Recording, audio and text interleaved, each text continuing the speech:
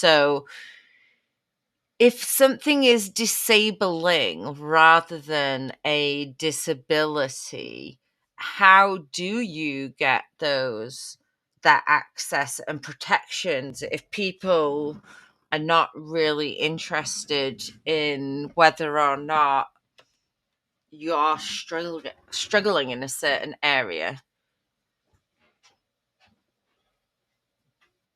No, I think that's where I think that the term disability in that sense does help to advocate for change. I think it's a very difficult one if I take it from a personal point of view, that if I was to give myself that label just to get through a barrier, or as I always say, I think the one thing is that a lot of these barriers are systemic. But if I'm using that label, then I have that thought wrestling through my head. It's that sense of injustice from both levels.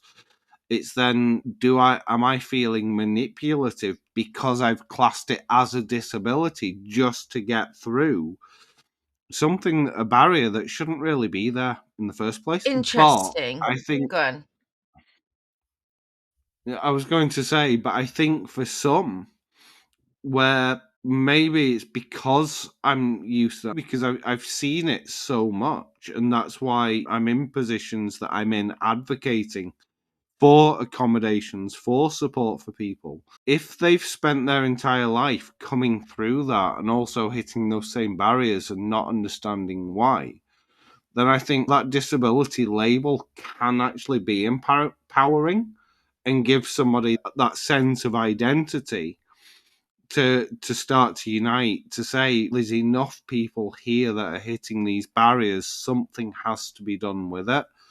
And I'm seeing this more and more in businesses. It's one of the questions that I get asked a lot is around disclosure rates, Mm-hmm. because organizations that are opening up to neurodiversity and wanting to do more around neurodiversity are saying, but we don't have the people. And it's, yes, you do have the people. And it's, no, you don't understand. We don't have the people that have come forward and said. So if they're looking at data and they're saying we need to make all of these changes and we need to do all of this, but we've only got 3 people that have told us that they have ADHD or they have autism with that.